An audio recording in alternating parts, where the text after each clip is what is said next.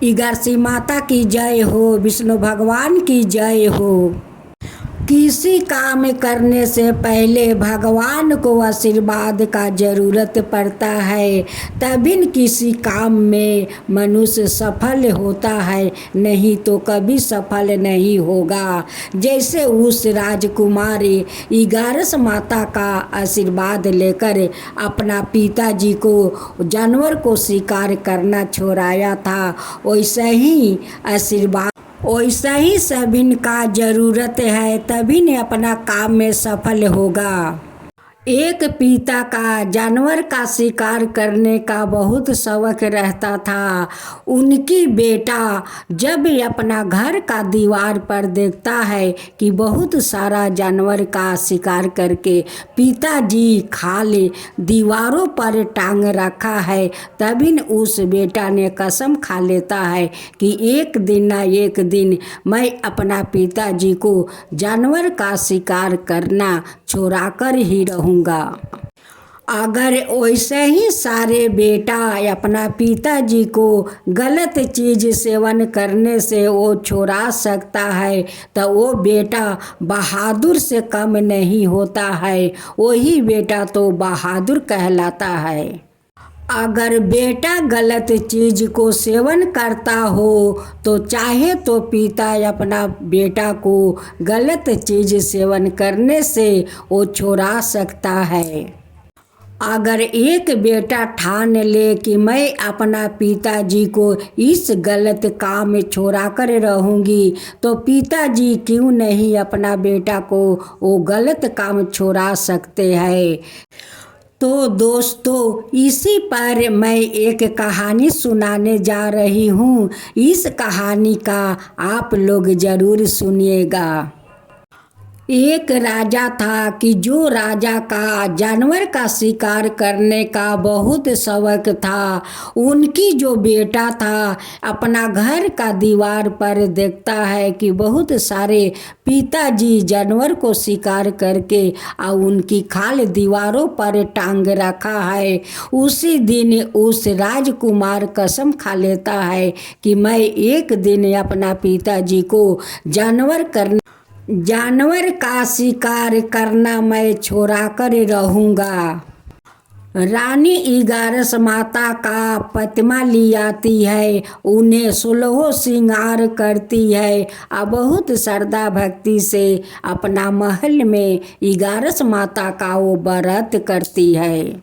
जब रानी ईगारस माता का पूजा करके बाहर निकलती है, उसी समय राजकुमार ईगारस माता का पास जाते हैं और ईगारस माता से कहते हैं कि हे ईगारस माता, मुझ में इतना शक्ति दीजिए, इतना शक्ति दीजिए कि मैं अपना पिताजी को जानवर का शिकार छोड़ा कर रहूँगा।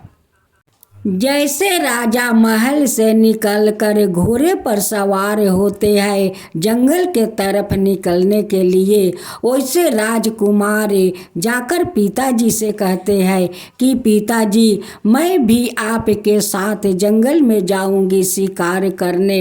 राजा कहते हैं कि नहीं बेटा नहीं, आप मत जाओ। देखो जंगल में तो पग पग पर खतरा रहता है, बहुत संभल कर चलना पड़ता है। अगर थोड़ा सा विचलित हो जाएगा तो वहाँ पर खतरा हो सकता है।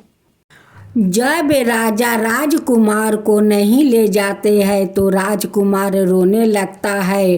तभी रानी महल से निकलती है और कहती है कि राजा साहेब, राजकुमार को तो आप लेते जाइए, वो भी तो आपका जैसा बहादुर बनेगा। अगर आप उन्हें शिकार करने के लिए नहीं ले गए तो वो तो घर में रहते रहते डब्बू बन जाएगा। रानी का बात सुनकर राजा राजकुमार को घोड़े पर बैठा लेते हैं और जंगल के तरफ निकल जाते हैं। और जाते जाते राजकुमार अपना पिताजी से सवाल करते हैं कि पिताजी, बेसहाय जानवरों को आप क्यों शिकार करते हो पिताजी? जंगल का सुंदरता का नष्ट क्यों करते हो पिताजी? नहीं राजकुमार नहीं, इस जानवरों तो मुफ्त में खाते हैं और सारे जंगलों को नष्ट करते हैं। जो लोग जानवर को शिकार करते हैं वो लोग तो बहुत बहादुर होते हैं राजकुमार, बहुत बहादुर होते हैं। दोनों जंगल में जा पहुँचते हैं। तभी राजा ने एक हिरन के बच्चा, प्यारा सा हिरन के बच्चा के बारे में अपना पुत्र से कहता है। राजा राजकुमार से कहते हैं कि राजकुमार जरा यह तो बताओ कि भागता हुआ हिरन बार बार मुझे मुड़ मुड़ कर क्यों देख रहा है। राजकुमार तो इसी प्रतीक्षा में था कि कब पिताजी मुझसे सवाल करेंगे उस हिरन का बारे में। राजकुमार अपना पिताजी को जवाब देने से पहले एक सवाल किया। पिताजी, इसलिए आपको हिरन मुड़ मुड़ कर देख रही है कि आप सचमुच क्षत्रिय है या है नहीं। राजा कहते हैं कि हाँ, हम तो क्षत्रिय है, लेकिन राजकुमार तुम्हारा इस सवाल के पूछने के क्या मतलब है। राजकुमार कहते हैं कि हाँ पिताजी, इस हरिण को बचा इसलिए आपको मुड़ मुड़ कर देख रहा है कि आप असली क्षत्रिय है या है नहीं। जो असली क्षत्रिय होता है वो कभी पीछे से किसी पर परवार नहीं करता है। उस लिए आपको हरिण का बच्चा मुड़ मुड़ कर देख रहा है पिताजी। अपना पुत्र को बात सुनकर राजा अपना पुत्र को साथ महल में लौट आते हैं और राजकुमार से कहते हैं कि राजकुमार, आज के बाद हम कसम खाता हूँ कि आज से मैं कभी किसी जानवरों को शिकार नहीं करूँगा। राजकुमार अपना पिताजी को मुंह से इस बात को सुनकर बहुत खुश हुआ, बहुत खुश हुआ। वो कहने लगा कि आखिर में मैं अपना पिताजी को जानवर का शिकार करना छोड़ा ही दिया। राजा उस जंगल में जाते हैं और एक तालाब खुदवाते हैं कि जब वर्षा होगा तो उस तालाब में पानी भर जाएगा, सारे जानवर जाकर वहाँ पर पानी पिएगा। जंगल का देखभाल करने के लिए राजा वहाँ पर पहरादार लगा देते हैं और कहते हैं कि अच्छा से इस जंगल को तुम लोग ख्याल रखना कि जे में कोई जंगल ना काटे, नहीं तो जानवरों को बहुत तकलीफ हो जाएगा। अब तो राजा सारा जंगलों को सुरक्षित रखने लगा और सारे जानवरों से प्यार करने लगा।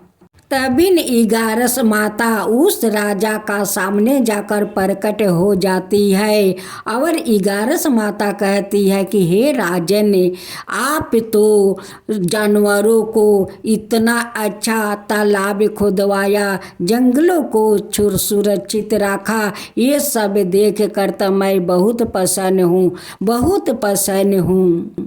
11 माता राजा से कहती है कि हे राजा, आप तो सारे जानवरों को शिकार करके आप बहादुर बनते थे। आपको पुत्र जो आपका शिकार छुड़वा कर वो आपका बहादुर बन गया है। तभी राजकुमार कहते हैं कि हे 11 माता, अगर आपका आशीर्वाद नहीं होता तो मैं शायद अपना पिताजी को जानवर को शिकार करना नहीं छोड़ा पाते।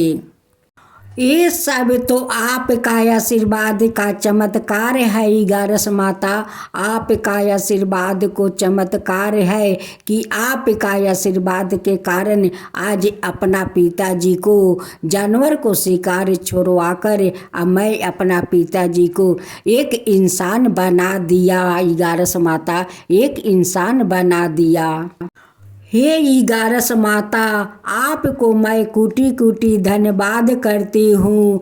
आप मेरे राजकुमार को इतना बड़ा हिम्मत देकर एक पिताजी को जानवर को शिकार छुड़वा कर उनको इंसान बनवाया। हे 11 माता, उन्हें इंसान बनवा दिया। हे 11 माता, ऐसे ही अपना आशीर्वाद मेरे पुत्र पर बनाए रखिएगा कि सभी को गलत रास्ता छोड़ा कर एक इंसान बनाए, इंसान बनाकर उन्हें सही रास्ता दिखा सके। हे 11 माता, सही रास्ता दिखा सके, उनमें इतना हिम्मत दीजिए, उनमें इतना हिम्मत दीजिए हे 11 माता कि मेरे पुत्रा सबसे बलवान हो, बहादुर हो, शक्तिमान हो। हे 11 माता, हे 11 माता, जैसे उस राजकुमार को अपना आशीर्वाद देकर उन्हें हिम्मत बढ़ाए और वो अपना पिताजी को शिकार करना छोड़ा दिया, वैसे ही सबका पुत्र को हिम्मत दीजिए हे 11 माता, वैसे ही सबका हिम्मत दीजिए